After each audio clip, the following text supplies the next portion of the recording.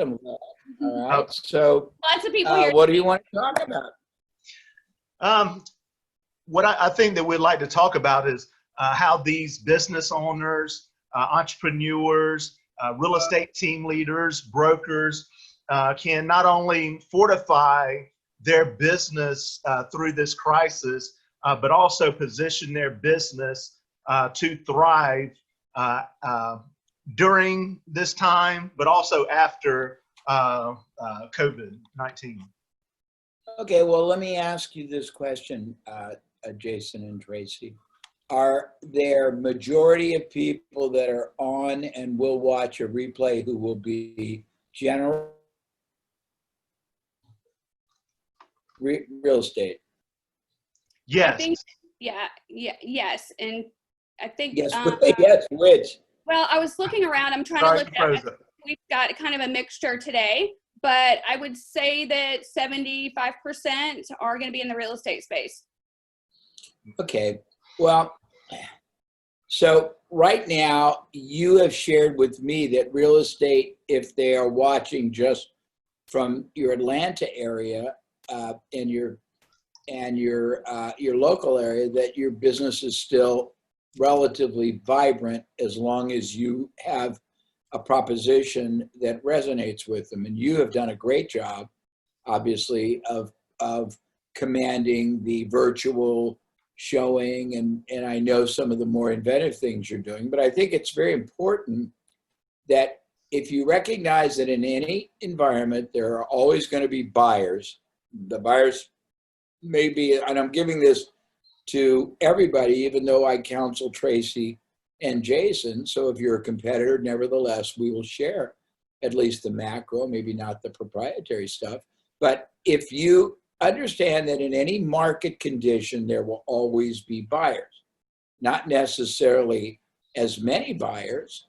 And right now, it sounds like you are not being negatively affected by pricing. So if there are buyers, and those buyers are wishing to sell, and by those buyers, if there are real estate transactionalizers, let's call it that, people who want to buy or sell, and you know they are there, what keeps them from doing it? One is they don't want anyone in their house, and they don't want to go in anybody's house. So obviously, Tracy and Jason preemptively figured out a masterful and a commanding way to be able to handle that virtually. You have to be able to provide three things, I think, in this environment. One is certainty about everything they are uncertain about. Now, we talked before, I think, Tracy and Jason, that there is a deterrent, and that is concern that maybe they won't have a job and maybe the price will go down. And you can only mitigate that two different ways. You can basically suggest to them that if they go ahead and apply, worst case is when it's time to get the house closed, if they don't have a job, obviously they won't close, right? And that it's possible that if they don't close, literally, I didn't tell you this, but if they have the house locked up and they see they can't close, they probably could double escrow if they wanted, couldn't they? So they would have control of the house anyhow. I mean, I'm just being very, very pragmatic. It's sort of cool, isn't it? Yep, absolutely. So one is if they think they want a house, and you can basically make the tour of the house as realistic, and you can go through not just all the attributes, but you can actually say, now let's look at what's wrong with this house. And I have a very, very, very small mortgage on my house, but I have a very, very big house. And we had it appraised 3 weeks ago for a refi, and we were fascinated. The guy won't come in, so he tried to do an external audit, and our bank wouldn't allow it. So my wife had to take all the pictures and convince the guy this was really the pictures in our home. We offered to let him stand and look in the windows, but I think you figure out all those things so that it's all packaged for everybody, but you try to relieve any friction, and you show people that their fear of a downside could actually be an upside. That's one thing. If they are trying to sell, and you can make the case, look, actually there's motivation that is not manipulation. You can actually say, from what I know from the data you've shared with me, Tracy, and if I look up in the ceiling, I'm just accessing my thinking process. Don't be frustrated by my seemingly disengagement. But you've proven to me that right now prices are actually holding very strong, and you shared with me that your performance is actually record-setting. So if somebody wanted to sell, you've got a great case right now, with another great case that waiting might actually be disadvantageous for them, because right now people who have the capacity to buy and want to buy and need to buy are buying, and they are getting the financing, and the financing is cheap right now, isn't it? Yes. And it's all there, but there is no certainty if this goes on for 6 weeks or 2 or 3 months that housing prices may not drop. So right now, you owe it to yourself to get the house out there on the market. Truthfully, if there's no offers, there's no offers. But based on what we are seeing, there is a very, very viable buy and sell dynamic going on when we provide the key ingredient, which is this really cool virtual interface. Does that make sense, Jason? Yes, sir. I was going to ask you. Did I answer it all right? Absolutely. Okay. I was going to ask you, we've seen you speak at War Room, which, and you talk about growing companies geometrically and exponentially, but where it changed my thinking after listening to over 1,000 hours of Jay Abraham through the years, at that point you changed my thinking that actually there's a level up that's above exponentiality. Do you remember that talk that you gave it? I did. Would you like me to summarize a little of it? Please. So people who know my work, and a lot of you may not, I have basically been doing business growth in 5, 6 continents, over 1,000 industries for almost 40 years. It's going to date me a little bit. But in the process, I've been able to create over 30 categories, not techniques, but categories. Each one is a portfolio of techniques, each one of which can produce geometric profit growth in a business. And I always fascinated, because I thought, well, what is geometry times geometry times geometry? Because I have 30 categories, not just 30 techniques, each one of which has the ability to produce geometric growth. And I normally try to do it for most businesses on the profit side first, because it's a lot easier than the revenue side. But after about 3 years of curiosity, I finally went online and looked it up, and I found out, to my fascination and delight, that there are literally 8 gradients mathematically proven above and beyond exponential. Hexation, heptation, pentation, octation. I don't remember the rest of them. But these are just mathematically proven levels they call of hyper operation, where you're operating performance-wise at such just an unimaginably compounding level. And again, they go way up beyond our comprehension. My premise is, if that is a truth, and I've created 30 ways to do it, and you learn how to use not all 30, it's improbable, but if you're using none, if you use 3, 5 of them, the key is this: you should never operate your business ever again in the incremental zone, when the same time, the same effort, the same opportunity, the same capital, the same human capital, the same access to the market, the same media, and alterations in things like messaging and offering have the capacity to produce literally quantum improvements or quantum multiplied results. So, and then I went through all kinds of different activities people do, Jason, that they normally do them in a very linear way. And I identified just a multitude of ways they can do it exponentially. But the key is right now, let's take it home. You have a lot of entrepreneurs, professionals, small, medium business owners, CEOs,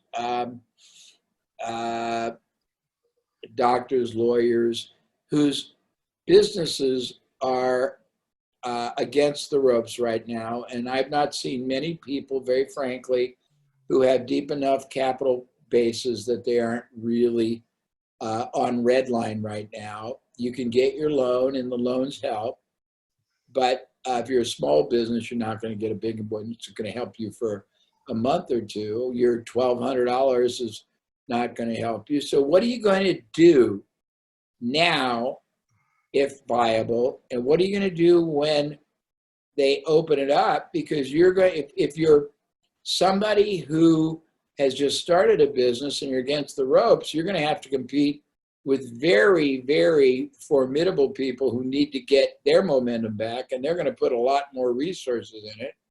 If you're somebody in an existing business, you're going to have to be not just formidable as far as power, but you're going to have to be strategically superior, or you're going to get basically crushed. So what do you do? So, and that's what you start with. So I'll give you some ideas if you like, Jason. Please do. Before you hopped on, I gave how much the strategy of preeminence has changed our business, not in a braggadocious way, but e-magazine 1345 was the worst that we had. We hit 3 consecutive years on e-magazine. And how did we do that? Basically, from following the principles of the strategy of preeminence. So how can we all, in whatever industry that we're in, be the most trusted advisor to the external and the internal clients that we provide now? Sure. Well, I mean, I created the strategy of preeminence, believe it or not, 20 some years ago, but it's only really been rediscovered or rediscovered by younger people in the last couple of years. But basically, it was designed to be the driving strategic philosophy or philosophical strategy that powered everything in your business, your culture, your business belief system, your ideals, your marketing, advertising, value proposition, everything. And it's a long and developed process, which we have on one of our websites, and I'll be happy if you guys want to take a version of it and post it on your own so people don't even have to go to me. I'll have somebody get it for you. But basically, here's some of the high points, and I haven't talked about it for a while, so I have to go into a little bit of my catacombs to remember it. But first thing is, you want to be seen by the market you're targeting as the most trusted advisor for life, even if you only have a one transaction relationship. And the reason that that's important is because lives change, people move, circumstances rise, fall, go lateral, people influence other people, you grow in your product or service. So the first thing is, I'm going to be your most trusted advisor in the category that I specialize in for life. As such, I'm going to be the only viable choice solution that you could possibly want to turn to for whatever it is that my knowledge base and thus my product or service rendered addresses. Problem it solves, opportunity it makes possible. In order to do that, the first thing is I must examine understand, explore, appreciate, value, acknowledge, and respect the unique value system that you and your life and situation is based on. Most people have no idea what other people's reality is. I'm having a conversation right now with 31 people on your webinar. I can promise you, Jason, that 30 of them are having totally different visual and definition implications to words or phrases I come up with, because I'm predicating them on my experience and they're predicating them on theirs. So what you have to do is realize that what you feel is value may or may not be corresponding value to your audience. So the first thing is get into their heads. Try to appreciate exactly what it's like to be in their life, to be where they are, to be where they are the good, to be there where they are the bad, to be where they are tentative, to be where they are fear, concern, apprehension, enthusiasm.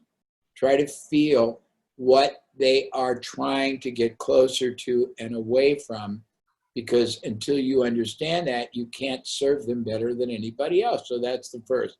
Once you do that, you must be able to convey in words, phrases, emotionality that nobody has ever communicated before, that you understand who they are, why they are, where they're trying to go, what their concerns on, and that you not only get them, but you get what they need, and you have created an environment, a model, a process, a strategy, a system that addresses, satisfies, protects, and delivers what they want.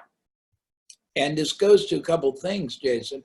It goes to being able to express in terms that their subconscious resonates, that you know what they want, you know what they don't want. If you do it right, you're going to use word phrases that they have never used themselves that will immediately resonate, and you will own their mind share. And how you do it is many ways, but I have a couple of shortcuts. The easy shortcuts that I have, I call the Amazon.com School of Business or Marketing. And what it is you go to Amazon.com and you find as many categories of books for the last 2 or 3 years on subjects that are related to what you do and who you do it for and what it is. And then you find the top 25 books in each of those related categories for the last 3 years. And you look at the titles and subtitles, because those are normally the drivers of the success of the book more so than the content. You look at the chapter titles, because those are similar. Then you go to the reviews and you look at the zeros and the fives. I think it's 0 and 5 on Amazon. Zeros are very, very negative. Fives are very, very positive. And you see, what most people don't know is when somebody is passionate, their subconscious overrides their conscious. Very fascinating. So if you've ever thought of somebody who's really happy or really pissed off, and if you delete the vulgarities when they're mad or are happy, their subconscious normally will override conscious and will drive a communication that's amazingly sinewy, very tight, but equally as amazingly dimensional, very graphic, very, very powerful word phrases, pictures, and they would never do that in normality. So if you go through all the reviews of all the books in all the categories that relate to what you sell, and then you segregate the happy from the not happy, and you put them into different categories, you scrape it, and you do that for maybe 5 or 10 categories, 3 years, 25, 75 books at a time. And then you do the same thing you can do it for any real estate company if that's what you're in. You can do it for anybody that just talks about real estate in general. If there's discussion groups, now you collect all this and you divide it into these two categories, positive and negative.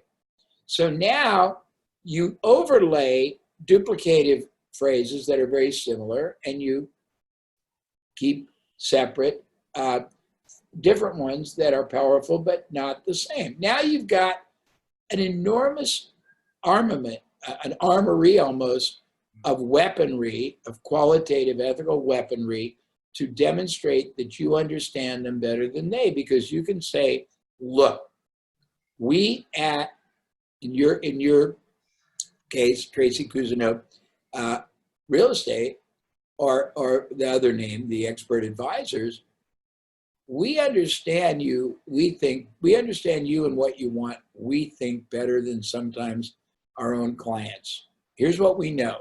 You don't want blank, and you don't want blank, and you don't want blank. You're just using the language to mirror back. But what you definitely want is blank, blank, and blank. That's why we go to great efforts to make sure you don't struggle, suffer, or get ensnared in any of that. We won't show you houses that blank, whatever that said negative. We won't bring anybody to see your house that's blank. We'll do this. But what we will do is blank, blank, blank. And using those language patterns in your ads, in your interaction on the phone, in person, when you can do in person, on your website, follow-up communication. That's how you own mind share. Now, the next element of preeminence is that you have a moral obligation and a responsibility and the privilege to guide them and be their most trusted advisor. And as such, you cannot let them buy less than they should, in less combination than they should, in less frequency than they should, in less quality than they should, not because you are going to lose money, but because they are not going to get the best outcome. Now, I'm giving you a generality that isn't exactingly specific to real estate, but you have an obligation to give them the best reasoned advice on what's going to deliver the greatest. And if you know, for example, that there are 3 houses they're looking at, and one has less appreciation, no certainty, the community will stay as desirable, the schools aren't quite as good, but it's a little bit less, you have the moral responsibility to give them your best reasoned recommendation that the other house that might be, $30,000 more, and that's $312 more on a mortgage, will appreciate more, will hold value more, will be a far more enduring qualitative environment. And or if a house has much more expandability, not that they even want to, but thinking about the next level of buyer, you have this moral obligation to confidently show them what you think is in their best interest and why. And then if they decide not to, at least you've done your part. And you want to be able to live in a mindset where you are always seeing your product or service or function at work in the lives of your clients in the future. So in course of real estate, you would see the person that is buying the house that you're represented, once you're finding the right house and their life enhancing. It'll enhance because of the joy they get. It'll enhance because of if it's the first time, the sense of building asset and permanency they get. It'll enhance because if they don't have a family, it's a great place to start a family. If they have a family, it's a great environment because of schools, quality of relationships, people you'll hang out with, and the probability is the kids will have a better environment, less probability of a bad outcome that it'll give them because of not just the house, but the way the neighborhood is every time they go to work and back. If they don't continue working distance at home, they will have joy because it's beautiful, it's uplifting. When they come home on the weekends, the environment is beautiful, the yard is beautiful, and you can see their kids growing up and them enjoying and luxuriating in the house and having a wonderful life that wouldn't have been as possible and maybe you get them into a house instead of a condo, or maybe you get them into a house with a spectacular backyard, or maybe you get them into a house that's got an extra bedroom that they can have as a studio, or it doesn't really matter, a house that's got a fabulous professionalish kitchen, or whatever it is, and you live not for the transaction, but you live for the implication of the contribution and the catalytic impact it's having on the future life of your client. The lifetime value, where it really came to me is I can't remember if it was on your podcast or someone else's podcast that was talking about something they learned from you, and where it hit me in with real estate is that what if we sold them too little of a house, and 2 years from now, if our goal is to create lifetime relationships with clients that give us an endless stream of predictable referrals, if we sell them too less of a house and they're not happy with it 2 years from now and they're having to sell it because we didn't have that tough conversation with them to educate them that, into getting what not selling too much of a house either that they can't afford, but not selling them too little, that could be against the strategy of preeminence, because that's not going to be a lifetime client that's going to rave about you. That's going to. You're absolutely right. And truthfully, you have to realize in real estate, it's different in different products, services, and industries. You're playing for them theoretically a lifetime game. I mean, maybe, I've heard that, houses sell every 8 years. I don't know if that's still true or not, but if it is or isn't, as long as they stay in the community, they will be, if you do it right, your client for life. And if that is true, then people move every 8 years, and you start them at age 30 and they're going to move 3 times, by the time their retirement, 3 transactions times an average of, let's call it 350,000. And if you're on both sides of it, and that's 6 times, so it's 18 times 3, they're worth almost $55,000 in a lifetime to you, not counting referrals. And that doesn't count the other business that will emanate from the people that will buy. So you're playing a much longer game. And when you realize that long game, you absolutely need to monetize it now. But that's only the first level. What you make on this transaction today is that much relative to what you'll make over the next whatever cycles. And this is really sad.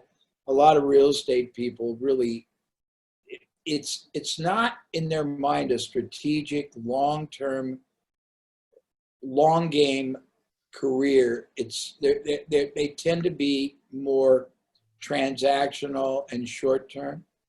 Yes. And our friend, Tracy and I's friend, Dean Jackson, and I know he's a friend of yours as well. Yeah, I like Dean. He changed our thinking in, Tracy and I did a mastermind with him about 3 years ago. And Dean dates back to starting out in real estate. So I asked him that question of, hey, when does the during unit end in real estate, and when does the after unit begin? And most real estate agents, I think they would think that, hey, and that's how I used to think, is that the after unit ends at the closing table. Then it turns into the after unit of being on top of mind with that client. But where he changed my thinking at is he said that the during unit doesn't even end until 60 days after closing.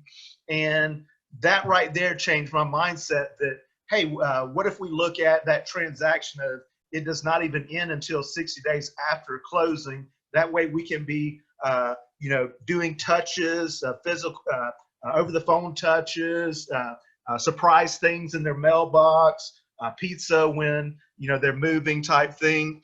Those are the little things that I think that resonate with people to where you're going to be top of mind when they have a friend thinking about buying or selling a home. Yeah, no, and you're thinking right, but you're playing a long game. You're playing a strategic game. And one of the things about, which I forgot, and I apologize, about preeminence is you fall in love, figuratively speaking, with the clients you serve. By that, I mean you really appreciate their life, their hopes, their dreams. You see your role as making their life better because you're in it. You see that once you've completed your initial transaction, if you did your job correctly, if you put their best interest at heart, if you did not knowingly allow them to make a bad decision, buy too little, buy too fast, buy too small, buy too large, buy too high, whatever, that you've left them so much better off for the near future that you can live with great satisfaction and pride that you basically multiplied the quality and the success and very probably the long-term wealth of that person. And that's very satisfying. As you say, you can be a multiplier or a diminisher of value. Very good. You're right. No, true. A question I have for you is that I don't think anyone's asked you yet. Maybe they have on any of the podcasts that I've heard you on recently since coronavirus. But, you know, history tells us things. American history tells us things. The world history tells us things. And you've been through four catastrophic, four recessions throughout your career. And, you know, how can we go back into history and model other companies that grew exponentially through history? Some of America's greatest companies were actually built through economic downturns. So, you know, what can we learn from other companies, and even if it's not in our industry, and bring into our industry through history? Well, if you look at adversity, and we have horrific and profound now. So over 4 other downward cycles, when you have adversity, you always have opportunity. For example, you have right now, Jason, an environment where there are an enormous number of, very good men and women running smaller businesses that are so against the ropes that unless something profound happens, and unless they transform to strategic thinkers and proactive thinkers and offensive instead of defensive thinkers, they're going to go out of business. But before they go out of business, a strategic, opportunistic, ethical opportunistic entrepreneur can find them, can identify who's in trouble, but who has a good reputation. They can be businesses that are complementary, competitive, and you can go to them and you can basically offer to acquire not the business, because you don't need the liability. You can acquire the assets, the IP, key players, and consolidate them into your business. And in doing so, give the owner of the business you're acquiring it from a permanent share of the revenue that comes from everything you acquired from them, and then help them get out of their overhead, get out of their lease or negotiate it down. And they will make more money from you doing this for them than they will trying to stay in business and going under. And you can even, if you get them out and they're not so depressed and stressed out, you can redirect them to be ambassadors, salespeople, sourcing people for you, because that's how most of them started, and they were good at it, but then they got to a size where they turned into managers and lost their zeal and their ability and time to go out and be a rainmaker. Love it. When you worked with the founder of FedEx, I think you may with Target Target's founder or one of the higher up We CEOs? worked with a lot of people over the years, but it was always on strategy. It was always on finding new business models. It was always on figuring how to take a transaction and ethically multiply its size and its yield. And that's all we ever did. Wow. Um,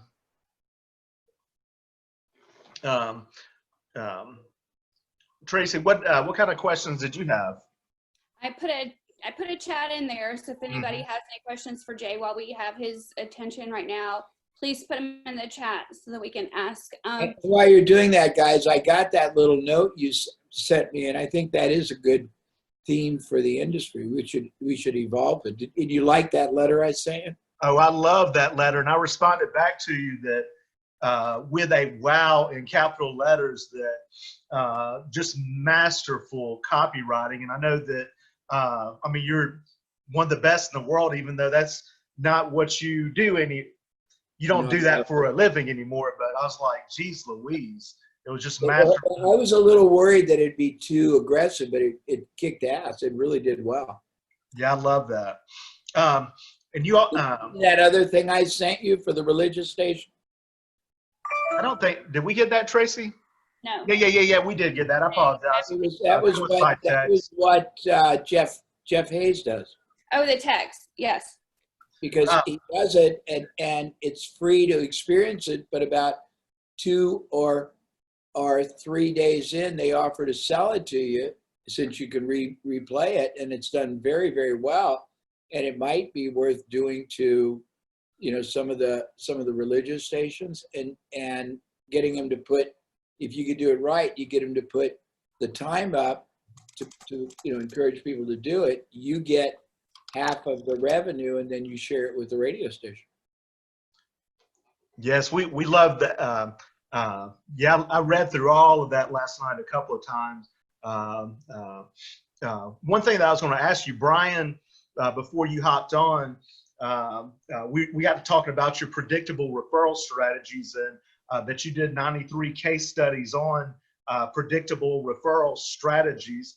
And I know Tracy and I talked about with working with you on just creating the super powered, most innovative referral strategy system that the real estate world has seen.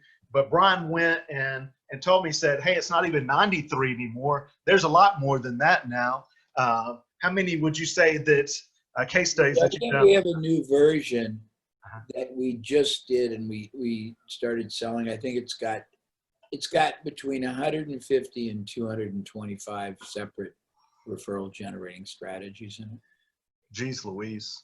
What's the most profound to you? If you name the top 5 off of your head, what's... Oh, geez. Well, I mean, the most aggressive is making referral generation a mandatory condition of doing business with you. And if people are uncomfortable or unwilling, then you have 2 price structures or schedules, one with referrals and one without. That's the most aggressive. Others, I mean, one of the things that I suggested, and I've shared it openly with, I don't know, dozens of real estate people, and almost none of them have done this, is you identify as many entrepreneurs and businesses in a community that are qualitative and have the kind of deeper relationships with their audiences than superficial, and you go to them and you offer them business growth and management and investment and stress reduction, education, and you tell them that you want to invest in them because they are a vibrant, valuable factor in the community, and you're committed to the community, and that over the course of the communication that you have with them, that there'll come a time where they will become very respectful of your values and the distinct way your company operates and the value you bring to people. And there'll become times when they're in a position to refer people buying, selling, investing to you. And you'd love to see that happen, but right now you're investing in them. that kills it. I mean, I go over, I got so many, I don't remember them, but you know, there's probably at least 175 different strategies. You couldn't go through all those with us right now? I'm kidding. What happens, guys, is I go into the zone when I'm doing a program. We make notes, and then I go through all of them.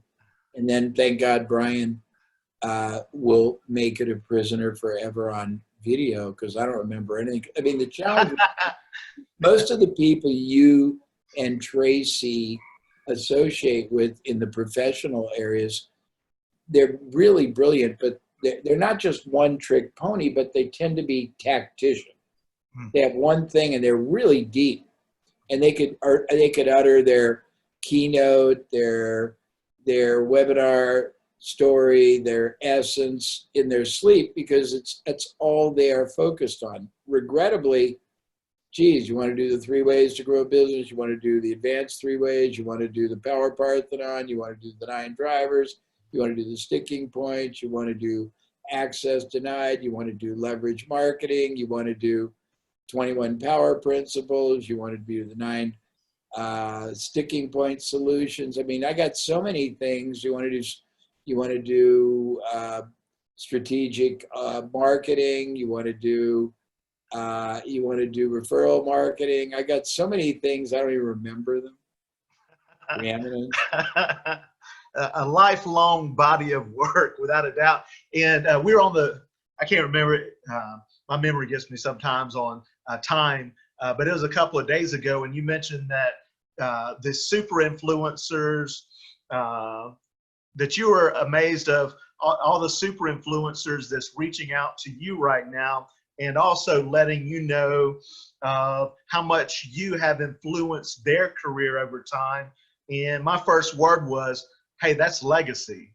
Yeah, no, it's been very gratifying, because I'm not aware of all the people that I guess have been drawn to the body of work that we've done over the years. And some of the ones that I've talked to recently, it's very uplifting. I mean, there's a young man who now is the guy everyone's turning to for the challenge marketing, and he's Jay Abraham. And there's, Evan Pagan was influenced by me, and Joe Polish started with my stuff, and it's very nice. I mean, and it's particularly nice when it has a direct correlation or a tie to somebody who's a good guy or girl, and they're doing it really with integrity, and they're contributing and they're sharing.